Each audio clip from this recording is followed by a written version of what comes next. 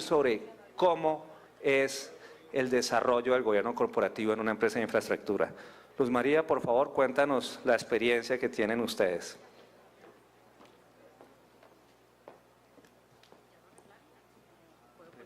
La presentación de ella, eso solamente tienes que cambiar acá. ¿Cuál es la presentación? Buenos días a todos.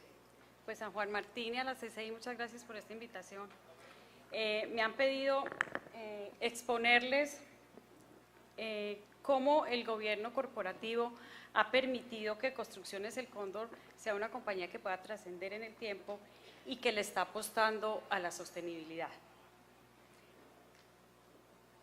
Yo quisiera empezar diciendo que el gobierno corporativo en Construcciones El Cóndor está en el ADN desde su inicio, por dos razones. Primero, por la estructura y personal de principios y valores y la capacidad gerencial de su socio fundador, que fue mi padre, en el que, primero que todo, pues teníamos unos principios y valores familiares que se involucran en este emprendimiento y que se trasladan pues a unos estatutos. Se dice, bueno, aquí va a haber una junta directiva, aquí va a haber una asamblea y aquí va a haber un gerente. Todo, pues, lógicamente dentro del contexto y la dimensión del momento, pero si bien uno podría decir que esos son estamentos de gobierno que solo tienen las empresas que ya están muy estructuradas, yo pienso que desde un principio, si hay una claridad de cómo uno debe gobernar una empresa, pues los involucra, y de hecho así fue en Construcciones El Cóndor. Lógicamente, como les dije ahorita, hay un tema de principios y valores y hay un marco de ética muy claro desde el principio de la compañía.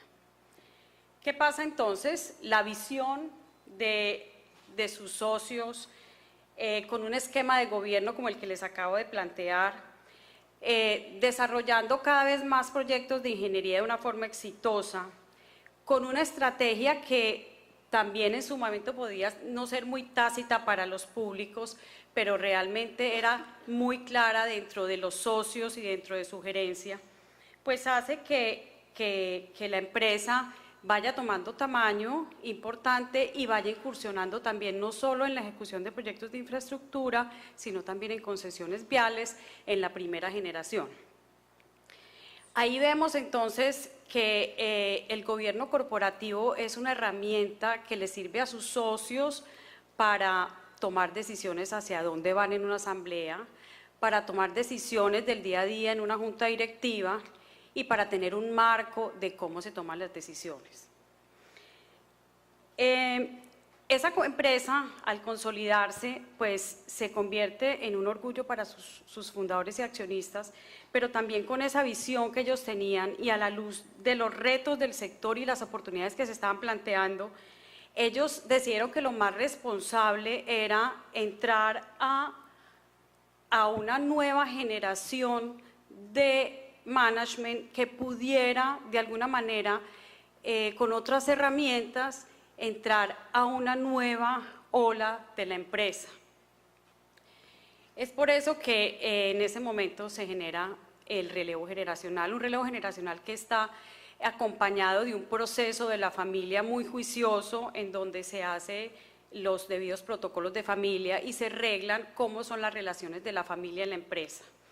Eso nos ayudó mucho porque no fue un proceso a dedo, fue un proceso juicioso donde se hicieron evaluaciones con asesores externos. Entonces, en este legado, ¿qué recibe este equipo gerencial nuevo que toma la compañía? Recibe, por supuesto, un legado con unos principios y valores muy claros, una cultura organizacional que tenía ya involucrado esos principios y valores, por supuesto una compañía con una experiencia y un conocimiento en ingeniería, pero un mandato muy claro de esos accionistas que dicen, nos hacemos a un lado, pero realmente queremos que esta compañía trascienda en el tiempo. y ya les hemos dado algunas herramientas a ustedes de gobierno, porque en ese momento y antes de que se diera el legado, nosotros ya tenemos una junta directiva con miembros externos, pero necesitamos que ustedes realmente lleven esta compañía en el tiempo de generación en generación. Eso realmente es un gran voto de confianza, un voto de confianza infinito de esos socios en este equipo gerencial, que fue en ese momento y ha seguido siendo, porque a través de los mecanismos de gobierno en donde ellos se involucran, nosotros hemos seguido teniendo el apoyo de ellos para tomar las decisiones necesarias que nos lleven a cumplir la estrategia que nos marcamos. Entonces, aquí hago una pausa y hago una recapitulación de cómo el gobierno corporativo se va fortaleciendo en la medida en que la compañía va viendo la necesidad de generarle confianza a diferentes públicos. En un principio, la compañía le generó confianza a los clientes y a sus colaboradores empleados y a sus proveedores.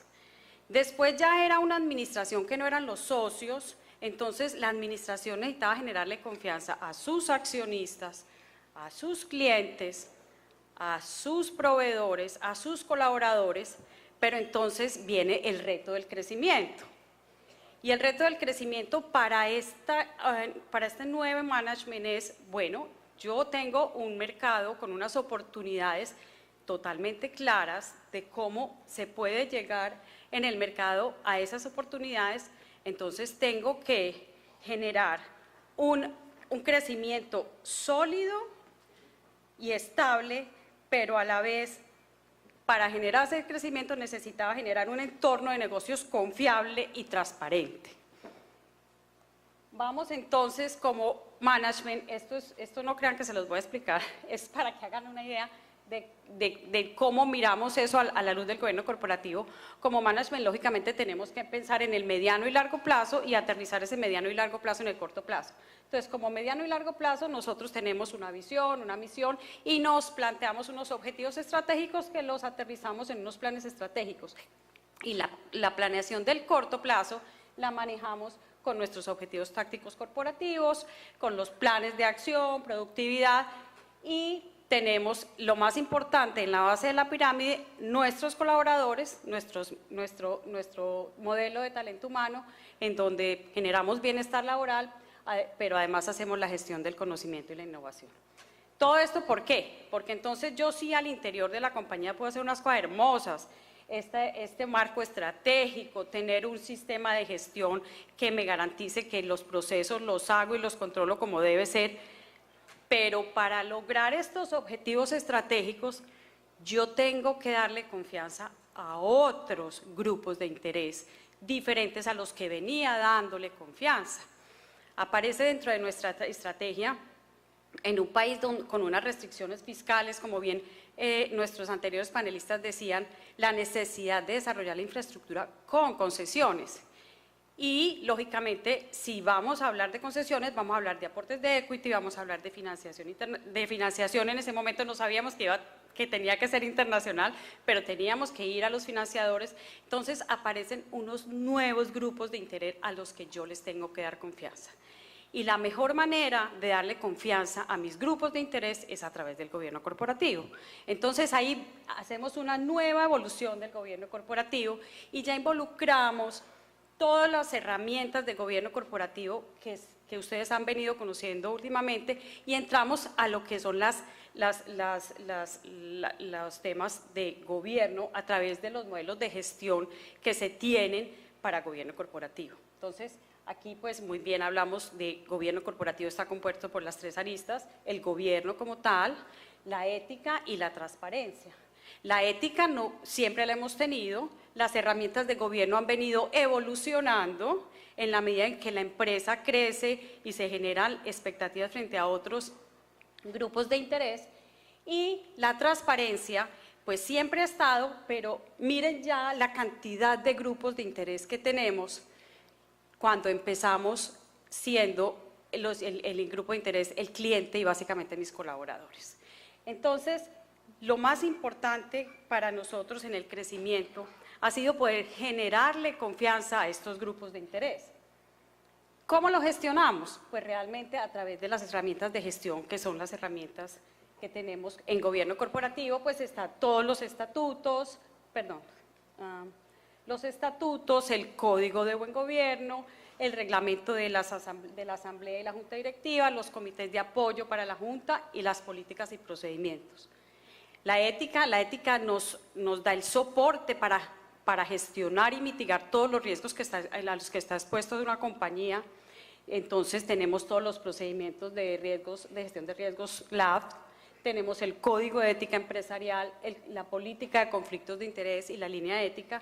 Y en transparencia es lo que yo le informo al mercado de qué estoy haciendo, cómo lo estoy haciendo y lo que más confianza le genera a mis grupos de interés, que son el manual de revelación de información, la oficina de atención al inversionista, la publicación de la información relevante en el sistema de la superintendencia, el informe de gestión y sostenibilidad y las socializaciones y PQRs de todos nuestros proyectos.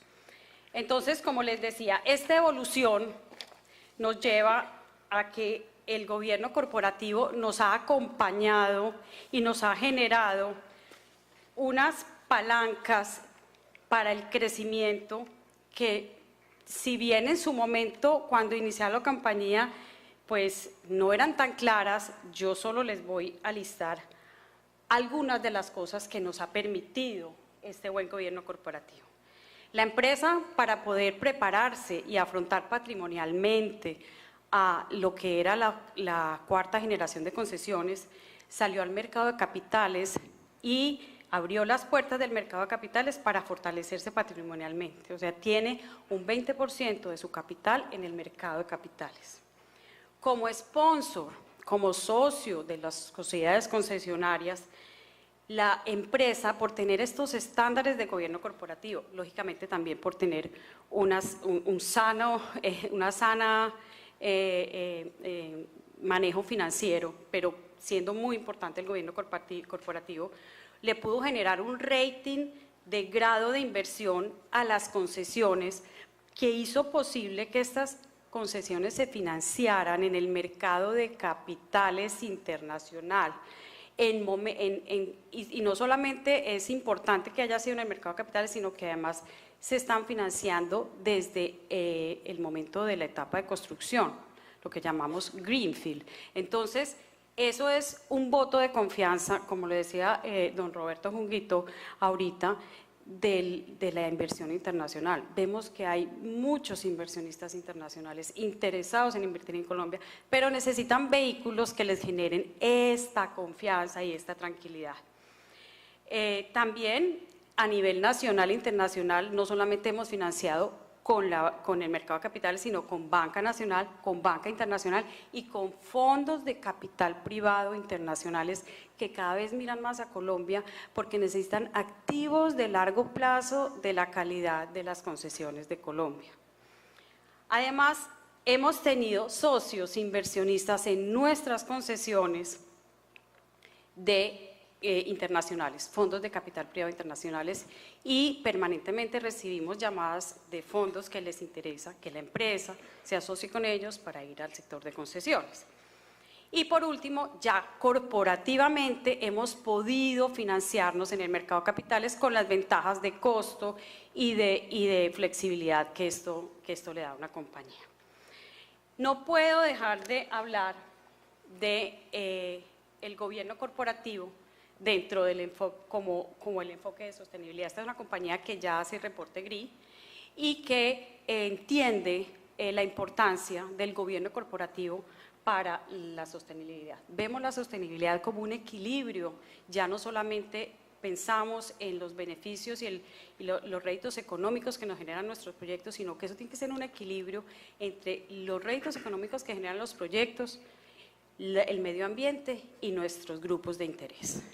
Y todo eso, ¿quién lo arbitra? Eso lo arbitra el gobierno corporativo. Entonces vuelve a aparecer el gobierno corporativo como un pilar fundamental de la sostenibilidad.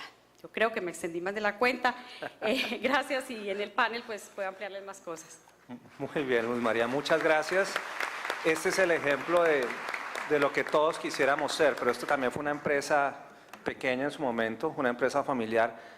Invito a José Joaquín Ortiz, un empresario también en crecimiento, con un testimonio muy interesante que refleja lo que pasa en muchas de las empresas de infraestructura del país. Nuestro diagnóstico ha demostrado que la gran mayoría del sector es de empresas medianas y pequeñas. Entonces, cuéntanos esa historia, cómo se hizo el gobierno corporativo. Bueno, muchas gracias. Yo voy a ser como el alcalde de Bucaramanga y me quedo aquí sentado mientras organizan ahí el computador para la encuesta. Bueno, pues qué bien que el nombre del panel cambió a Así lo hacemos, porque si vieron la versión anterior decía Así lo hicimos y sonaba un poco pretencioso. En realidad esto es un proceso que va andando. Con esta breve introducción yo quisiera contarles de forma muy abierta cómo ha sido la transición de ese fundador, gerente, dueño de Joico a la segunda generación y los elementos de gobierno corporativo que hemos implementado, pero especialmente lo que nos motivó a empezar a pensar sobre estos temas. Pero antes quiero contarles sobre Joico, para los que no conocen la empresa. Es una empresa de consultoría en ingeniería que se ha dedicado la mayor parte de su existencia a prestar servicios a entidades como el Invías, la ANI, el Ministerio de Transporte, Transmilenio, Mintic, principalmente a través de contratos de interventoría. Somos interventores de obra pública, en contratos como la terminación del cruce de la Cordillera Central, que incluye el túnel de la línea, interventorías de concesiones desde la primera generación hasta la cuarta, interventorías de recaudo de peajes para el Invías en las vías que no son concesionadas, muy importante la interventoría a la operación del Sistema Integrado de Transporte Público y de Transmilenio. En servicios de consultoría podemos tener trabajos de debida diligencia para inversionistas que quieren comprar concesiones. Tenemos un laboratorio de suelos, agregados, concretos y pavimentos que esta semana recibió la certificación ONAC en 24 ensayos y estamos muy complacidos con ese resultado. Bueno, como se trata de una empresa familiar y su transición hacia el gobierno corporativo, yo quisiera darles información de contexto. Joico fue fundada en 1978 por mi padre, José Joaquín Ortiz Suárez, muchos de ustedes lo conocieron. Él fue el gerente desde la fundación hasta el día de su muerte. Él nos dejó el 11 de diciembre del año 2007, es decir, casi 30 años al frente de la empresa. Mi madre lo apoyó en este emprendimiento y trabajaba también en la oficina. Sus descendientes somos 3. El menor estudió psicología, vive fuera del país. La del medio se dedicó a las artes. Y el mayor, quien les habla, estudió ingeniería civil y pues terminó haciendo lo mismo que el papá. Sin embargo, hay una gran diferencia entre ser formado como ingeniero y ser formado como administrador. Y quiero hacer un énfasis allí. Yo terminé mi doctorado en el año 2000 y caí en este rol de gerente de empresa pues muy sorpresivamente. Y ya les voy a contar cómo surgió esto. A los 60 años mi padre falleció y pues fue la situación más difícil que le ocurrió a la empresa y tuvimos que decidir en familia qué hacíamos. Así que una tarde nos sentamos en el comedor de la casa y decidimos que queríamos continuar con el legado del padre. Y yo acepté la responsabilidad de quedarme al frente de la empresa. ¿Cómo era el Joico del fundador? Durante 30 años, Joico funcionó de acuerdo a las disposiciones de su fundador. Seguramente, él le hacía caso a mi mamá, si había alguna sugerencia de ejecución, pero básicamente todas las áreas le reportaban a él. Contabilidad, talento, infraestructura, compras, comercial, todas las decisiones las tomaba él, a todos los clientes los atendía él personalmente. Yo recuerdo las reuniones de los lunes en la mañana, cuando sentaba a todo el mundo a pedir cuentas. No puedo confirmarlo, pero muy seguramente la educación de los hijos, los viajes al exterior, la universidad, salieron de la empresa y en ese momento no había mucha diferenciación entre lo que era la empresa y lo que era la familia. No sé si eso le suena conocido, ¿no? Bueno, ¿qué pasó en el año 2007? En este año decidimos con mi esposa regresar a Colombia, vivíamos fuera. Llegamos en marzo y yo entré a trabajar en un par de proyectos de diseño para el Instituto de Desarrollo Urbano con Joico. En diciembre se va mi papá y tenemos que ajustar la empresa a una que funcione sin su fundador. En estos momentos de dificultad, es evidente en la empresa uno de los valores más importantes forjados por él, que es el compromiso. La gente que lo conoció y trabajaba con él se puso manos a la obra a mantener la empresa a flote pese a las circunstancias. Bueno, ¿y qué pasó después? Este gerente novato, con más perfil de investigador y consultor, empieza a buscar ayuda. Y allí comienza el acompañamiento de asesores. Yo arranqué con la Cámara de Comercio de Bogotá, el Foro de Presidentes, y entramos en el 2008 al proyecto Empresas en Trayectoria Mega. Y fue en este momento cuando definimos por primera vez nuestro propósito, nuestros valores, definimos un balance scorecard, un mapa estratégico y definimos, por ejemplo, haciendo recuerdo de una frase que repetía con mucha frecuencia mi papá, que era Colombia está por hacerse. Decidimos transformar esa frase en lo que es nuestro propósito, un propósito que definimos como de transformación, progreso y bienestar, logrando infraestructura de calidad. Tenemos claro que queremos ser partícipes de la transformación del país, llevando progreso a las regiones y bienestar a la gente que se beneficia con el trabajo que hacemos, así como también a la gente nuestra en la empresa. Definimos también en este proceso nuestros valores, todos los cuales giran en torno a la palabra compromiso. Compromiso con la empresa, compromiso con el cliente, compromiso consigo mismo en términos de crecimiento personal y profesional y muy clave, compromiso con la sociedad, pues finalmente la mayoría de nuestros trabajos son con fondos públicos y son para la comunidad. Además de estos valores que giran en torno a la palabra compromiso, hemos acuñado uno muy importante, que lo relaciono con la ética en la charla anterior, y es hablar con la verdad. Esto parece muy simple, pero hablar con la verdad nos ha permitido estar muy tranquilos en todo lo que hacemos. Luego de este proceso con la Cámara de Comercio y el programa de Empresas en Trayectoria Mega, vino un proceso de coaching con el gerente, enfocado exclusivamente a que la empresa se convirtiera en un ente rentable y sostenible, pero que funcionara sin su gerente dueño. Es decir, organizar la empresa para que, independientemente de quién la esté dirigiendo, funcione como un ente rentable y sostenible. Estos cambios nos han llevado hoy en día a una organización que funciona independientemente de quién la dirija, con sus áreas comercial, administrativa y de talento, financiera, operativa y la más recientemente creada gerencia del conocimiento, que busca absorber conocimiento de la organización para luego verterlo en ella misma buscando excelencia. Bueno, y de gobierno corporativo, ¿qué hemos hecho? Primero que todo, las motivaciones. La primera, ser una empresa rentable y sostenible. Y ambas cosas exigen rigor y disciplina. Y viene bien tener un ente que dé dirección y que haga control al gerente y le pida cuentas. Y segundo, como lo dije al principio, los miembros de la familia tienen intereses diferentes y por lo tanto es necesario que independientemente de esos intereses, la empresa siga cumpliendo con su misión. Es así como iniciamos un proceso de gobierno corporativo que incluye varios aspectos. Yo los voy a listar acá solamente porque después con las preguntas vamos a debatirlos. E incluyen, primero, la conformación de una junta asesora. Segundo, la definición de reglas claras de remuneración para el gerente y los miembros de la junta. Y tercero, políticas para reemplazo del revisor fiscal y también para repartición de utilidades, que se las puedo compartir ahora que iniciemos el proceso de preguntas y respuestas. Gracias.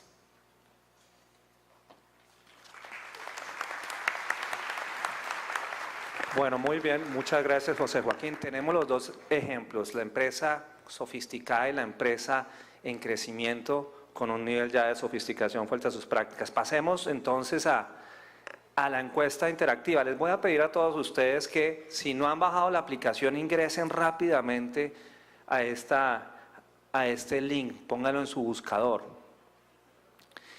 para que nos puedan responder las preguntas que vamos a hacer. Es un ejercicio en donde esperamos que nuestros panelistas, a partir de las respuestas de ustedes, les voy a dar unos segunditos más para que vayan ingresando, ustedes puedan darnos su percepción sobre estos aspectos.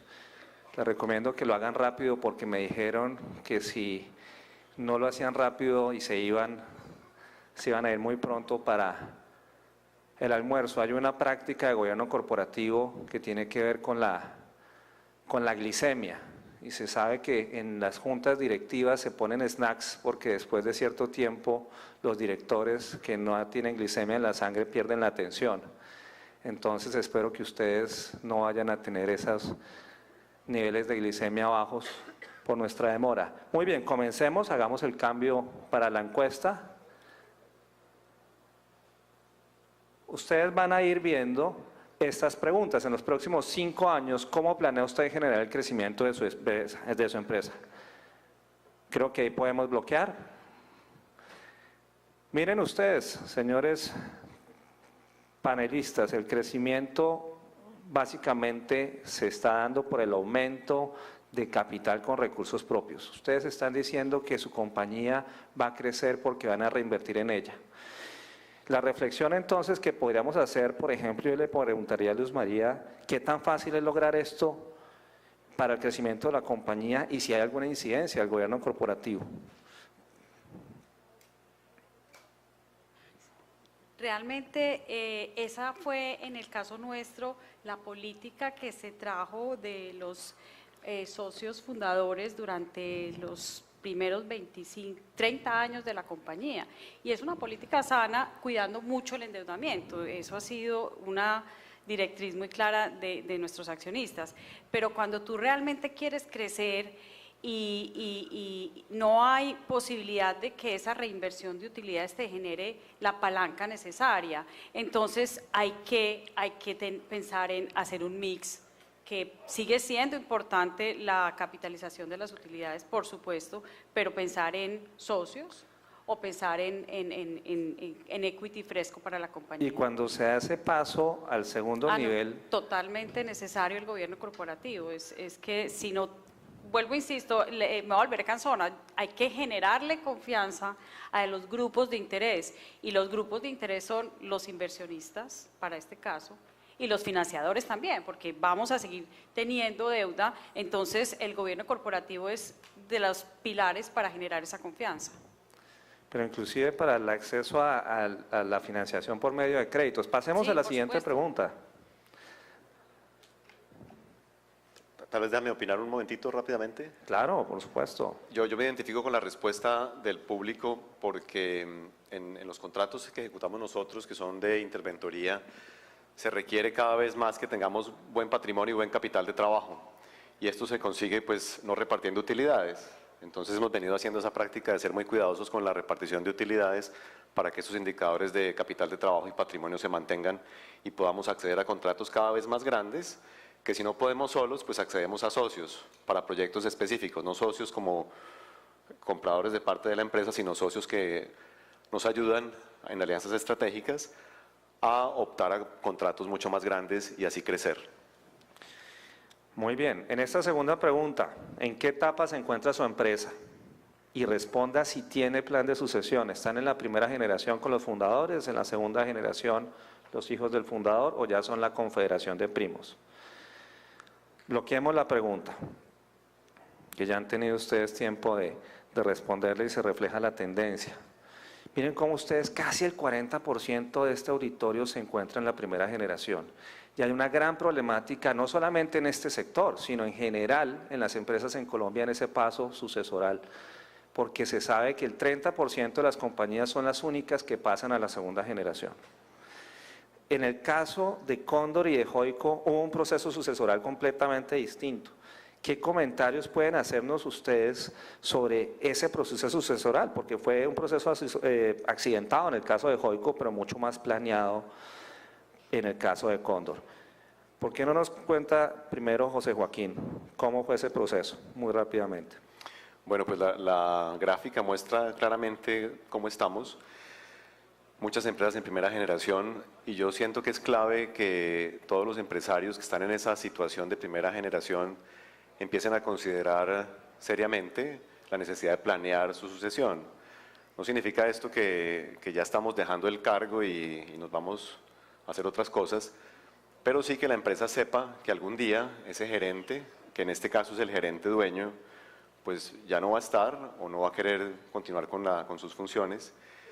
Y es muy importante que haya un proceso de sucesión, ojalá lo más suave posible. En este caso, pues teníamos al hijo que estudió ingeniería y cayó en el puesto, pero tal vez eso no pase en muchas de las empresas que están en esta primera generación.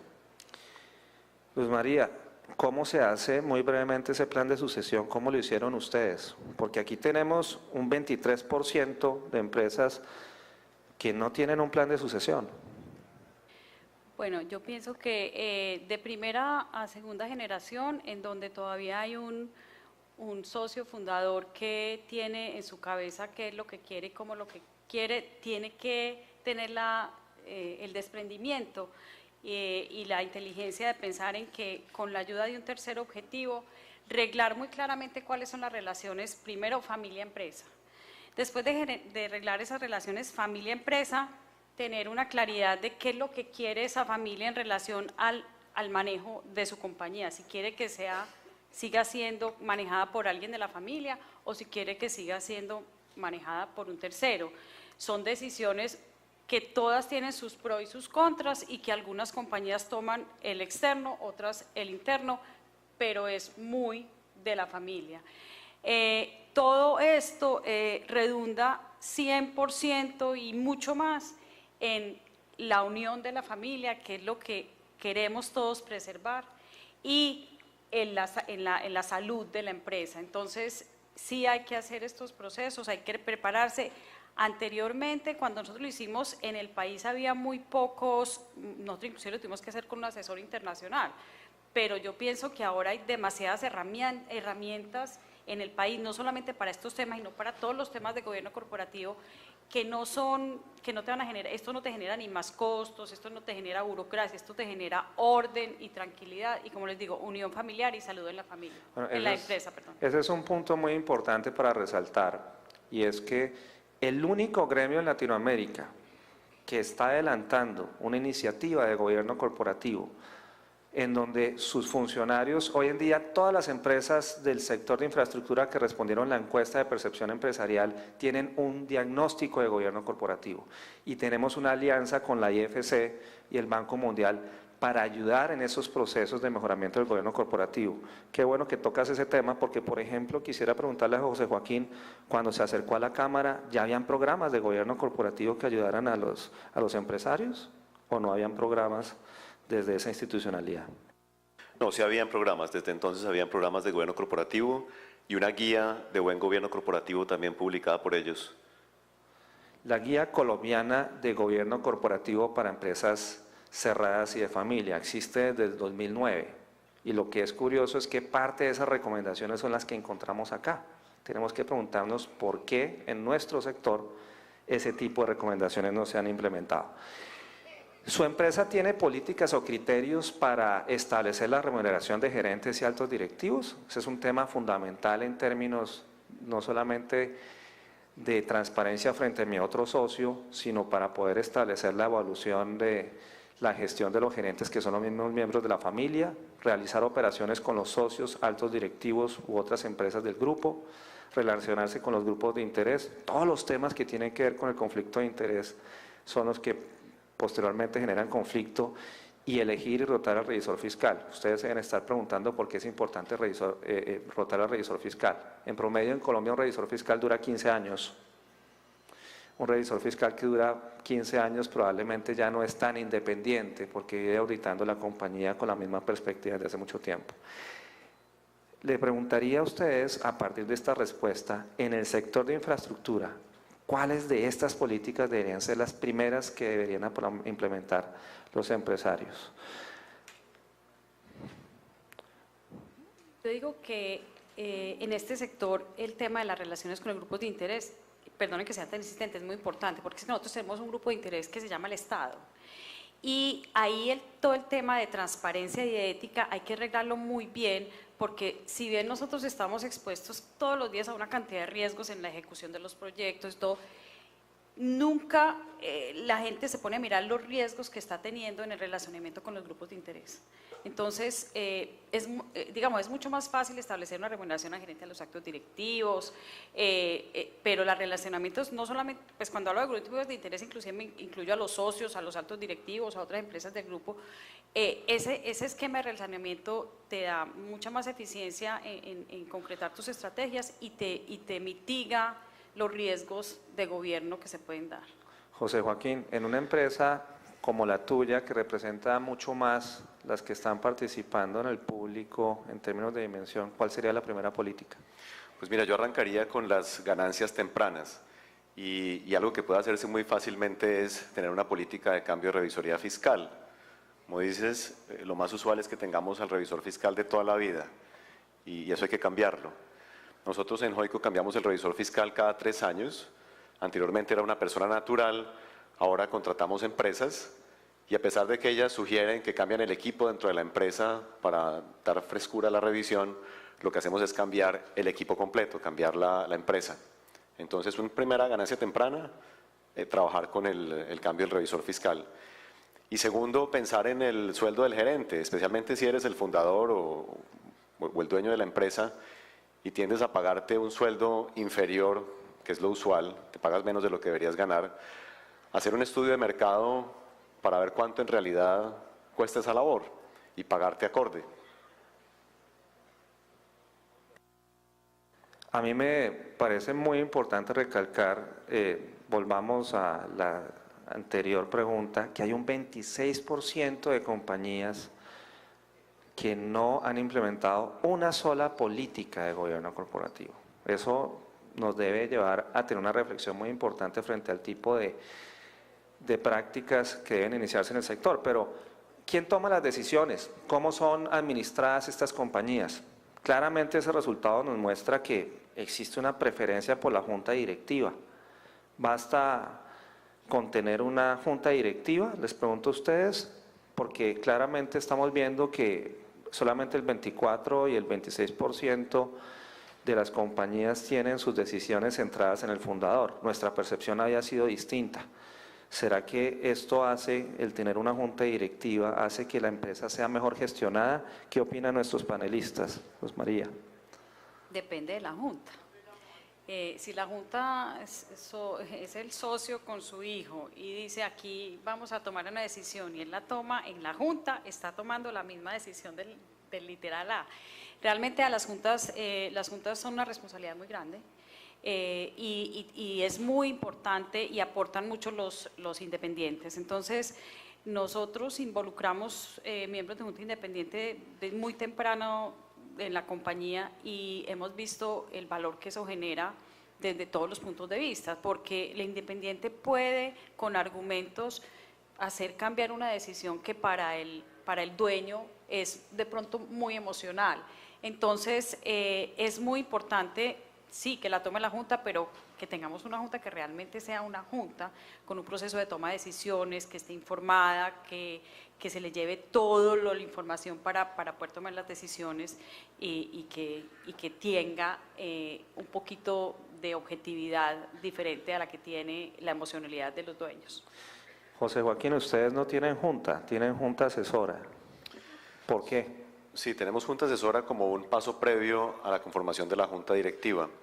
Esta junta asesora evolucionó de asesores individuales, independientes, y finalmente conformamos una junta que tiene 2 miembros de la familia y 2 miembros externos. Funciona como junta asesora, es decir, a diferencia de una junta directiva donde tienes a un grupo de personas representando la propiedad y dando dirección y control al gerente, esta es una junta asesora que escucha tus problemas, propone soluciones, pero en últimas regresa uno a la oficina y hace lo que piensa que más le conviene. Entonces, lo estamos haciendo como un paso previo a la conformación de la junta directiva. En el caso nuestro, escuchamos la junta y tratamos de implementar las decisiones más importantes a través de ellos, pero muchas de las decisiones de la ejecución se hacen es con el equipo directivo en la organización. Una de las conclusiones fundamentales para ustedes es que no hay un modelo de gobierno corporativo único. Hay una gran tendencia en Colombia a tener juntas directivas a pesar de que la SAS, que es el tipo societario preferido, tiene flexibilidad. Alrededor del 54% de las empresas en Colombia prefieren tener juntas directivas cuando no están obligados. Pero tener una junta no significa que la empresa esté bien gobernada. Lo importante es que esa junta funcione de manera adecuada. Y existen otros modelos como son precisamente los modelos de una junta asesora. Busquen el modelo que realmente los lleve a tomar las mejores decisiones. Sigamos con las preguntas. Escojan los 3 criterios más importantes para elegir a sus miembros de junta directiva. Porque ya nos dijeron que las juntas directivas son importantes. ¿Cómo escogen a esos miembros? Les voy a dar un poquito más de tiempo para que respondan esta pregunta.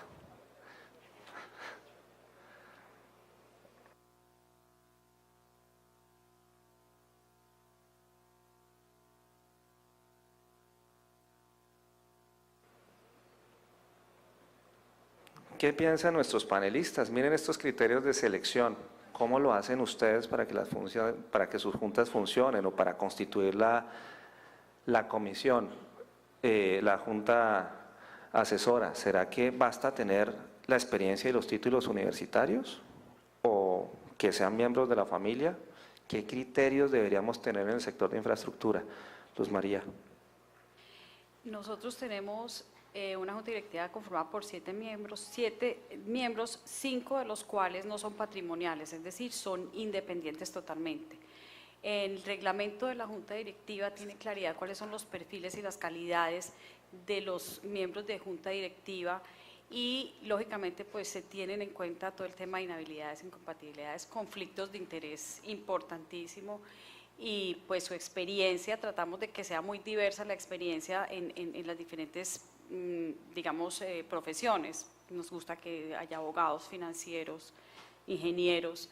Entonces, sí necesitamos diversidad, absolutamente que no tengan ningún conflicto de interés y por supuesto tengan una muy buena experiencia, pero es parte del reglamento de la Junta Directiva inclusive. José Joaquín, ¿cómo compusiste esa junta asesora? ¿Con qué criterios? Sí, de igual forma, no mucho basado en los títulos académicos, sino en la experiencia de los asesores en participación en juntas, que nos demostraran con su experiencia que podían aportarnos, especialmente en este momento, en la conformación de un buen gobierno corporativo. Recientemente tuvimos a un profesor del INALDE, que es experto en temas de estrategia y gobierno corporativo, y pues nos vino muy bien. Entonces, más que los títulos, la experiencia en participación en juntas como estas. Bueno, yo me atrevo a hacer 2 referencias importantes. En este sector tienen que hacer reflexiones sobre cuáles son los otros perfiles, los temas de innovación. Una tendencia reciente en Standard Poor's 500 en las empresas en el pasado periodo de este mercado de valores americano, las juntas directivas cada vez tienden a componerse más por mujeres. Las consideraciones de género son importantes, las mujeres también aportan mucho valor y en este sector tenemos una composición de mujeres relativamente baja frente a otros sectores. Pero sigamos en este ejercicio. En el último año, ¿a cuáles de estas funciones se dedicó con más frecuencia su órgano de dirección, su junta directiva? Porque nuevamente ustedes dijeron que las decisiones las tomaba la junta directiva. Los resultados son claros, se dedicaron a aprobar la estrategia. ¿Ustedes creen que esto es lo que realmente refleja la gestión de las juntas directivas del sector de infraestructura? ¿Qué me dirían los panelistas? Yo diría que principalmente las juntas se están dedicando a asegurar que son sostenibles en el tiempo y esto lo hacen con una revisión muy frecuente de los estados financieros para asegurar que no nos desviamos de las metas propuestas del presupuesto. Y es como lo más fácil. Tienes un presupuesto definido, chequear cómo vas contra el presupuesto, pues es un ejercicio que se lleva a cabo bastante fácilmente. Pero estoy de acuerdo con las respuestas del público. Lo principal es aprobar la estrategia que plantea el gerente o la dirección general y hacerle seguimiento al cumplimiento de esas metas. Sí, aprobar la estrategia yo diría que no toma más de 1 o 2 juntas directivas. Lo importante es darle seguimiento a esa estrategia, revisar el corto plazo y estar siempre alertas a las oportunidades y cómo la estrategia va siguiendo el entorno y y lo que la empresa está haciendo en el día a día, cómo puede poner en peligro la sostenibilidad de la empresa. Yo no estoy de acuerdo.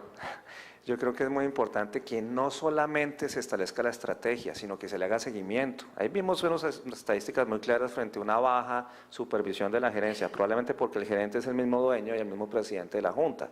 Pero adicionalmente necesitamos en este sector fortalecer el ambiente de control, los temas de cumplimiento de auditoría, y es necesario que nuestras juntas se ocupen claramente de estos temas, que estos temas lleguen a las juntas, pero no me demoro más. ¿Para qué le sirve el gobierno corporativo a una empresa de infraestructura? Estas respuestas son muy importantes.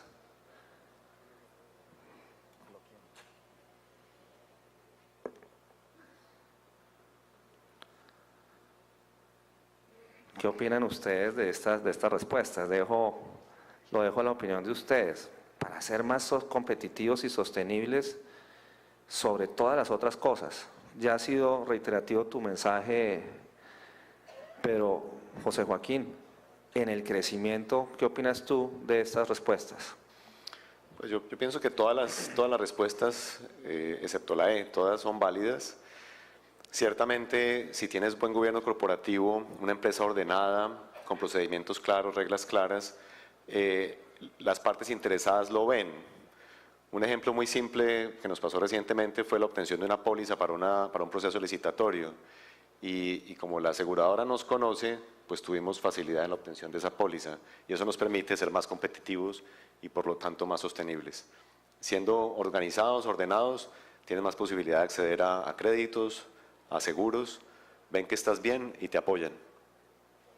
Me pareció muy interesante que solamente un 2% respondiera que no es necesario. Si eso es cierto y para todos ustedes es necesario el gobierno corporativo, esta pregunta probablemente está dirigida para ese 2%. ¿Por qué? Hemos establecido desde hace año y medio con la Cámara Colombiana de Infraestructura un esfuerzo enorme de programas, convocando a los empresarios, brindándoles soporte, haciendo jornadas de sensibilización dentro del sector, pero son muy pocos los empresarios a los que hemos podido acceder. No tenemos esa respuesta. Entonces, si es importante para ustedes, ¿qué está haciendo que no estén participando en esos programas? ¿Y qué mensajes, bloqueemos la pregunta, qué mensajes quieren enviarles ustedes, los panelistas, y aquí espero que participen los 4, para las empresas del sector de infraestructura, para que adopten estos programas? ¿Será que esas razones son suficientes? Las damas primero. Bueno, no, hay que perderle el miedo al gobierno corporativo, porque es que eso es una herramienta que se involucra en el día a día. Eso es lo primero. Cualquier herramienta que tú no la involucres en el día a día de la organización se vuelve una persona encima de los demás y es un costo innecesario y es un desgaste innecesario. Entonces, el gobierno corporativo puede ser tan simple como se los dije yo, pero que haya una conciencia de la alta gerencia de que se necesita y no te va a quitar ni más tiempo ni más recursos, porque tiene que involucrarse con cultura organizacional. Entonces, hay que perderle el miedo a eso. Y como bien les digo, hay demasiadas herramientas en el mercado en este momento y pues yo pienso que la IFC ha hecho una labor inmensa en esto y tenemos que seguir y no claudicar, como tú dices, porque de verdad que los réditos son muy importantes para la compañía y para el país, teniendo un buen gobierno corporativo. Pero además no se generan ingresos si no estamos implementando buenas prácticas, ¿no? José Joaquín. Sí, puede parecer abrumador en un principio. Yo haría el paralelo con lo que es obtener una certificación de calidad. Hay una cantidad de cosas por hacer, pero hay que comenzar con algo. Entonces, mi recomendación sería comenzar por esas cosas simples, que son ganancias tempranas, como las que hemos hablado ahora, el nombramiento de una junta, tener muy claro cómo va a ser su remuneración, la remuneración del gerente, el revisor fiscal, y eso te da un arranque para empezar a pensar en otras cosas como cómo nos relacionamos con las terceras partes interesadas. Una invitación. Pero hay que arrancar. Gracias. Yo creo que el gobierno corporativo es fundamental para el crecimiento de las empresas. Definitivamente la generación de ingresos que se muestra en este cuadro como la tendencia de mayor votación es elemental, pero esa generación de ingresos siempre será mejor cuando hay un gobierno corporativo. El gobierno corporativo permite que se mire el largo plazo, porque generalmente cuando estamos hablando aquí de esa generación de ingresos, se está pensando en el ingreso inmediato y en apagar el incendio del año y de los créditos que tenemos las empresas en el momento que estamos, pero no en pensar en el futuro y en la planeación del futuro. El hecho de tener un gobierno corporativo hace que haya un planteamiento de pensamiento permanente en planeación, y eso tal vez es lo que hace fuerte a una empresa. Y obviamente los controles, como usted mencionó hace un momento, que se tengan que tener permanentemente sobre la ejecución de esa planeación. Angelino.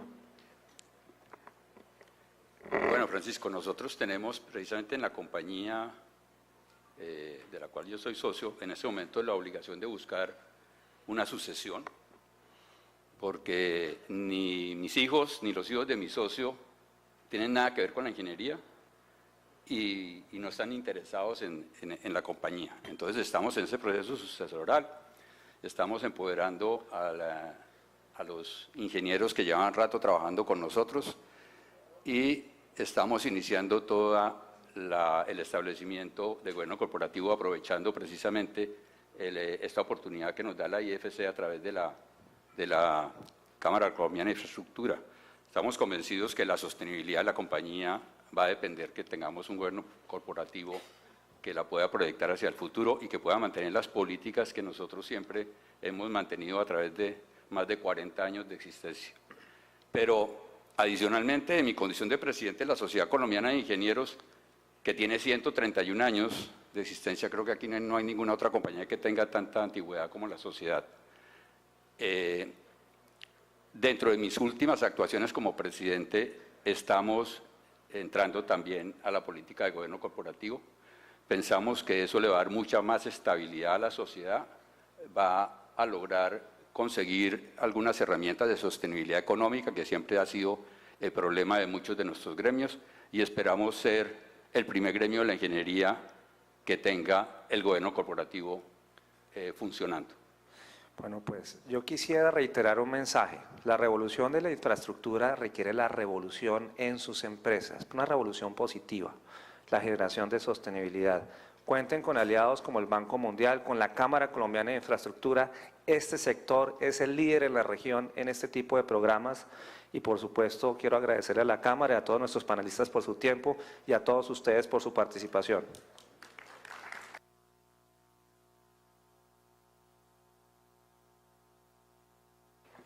Gracias también al doctor Francisco Prada por su moderación. Bueno, estaremos de regreso después de esta pausa para el almuerzo a las 2:30 en punto. Esta tarde va a estar el ministro de Comercio, Industria y Turismo, José Manuel Restrepo, hablándonos de la agenda de desarrollo empresarial para las pymes de ingeniería. El almuerzo en los mismos lugares de ayer, en el patio de banderas, en la explanada, en la terraza del primer piso y en la foyer, que es enfrente del Salón Getsemaní, muy puntuales a las 2:30. El almuerzo lo invita a la Cámara Colombiana de Infraestructura. Nos vemos a las 2:30, gracias. Make you stay. What can make you lose your mind? Drive across town in the middle of the night. What can make you strong and so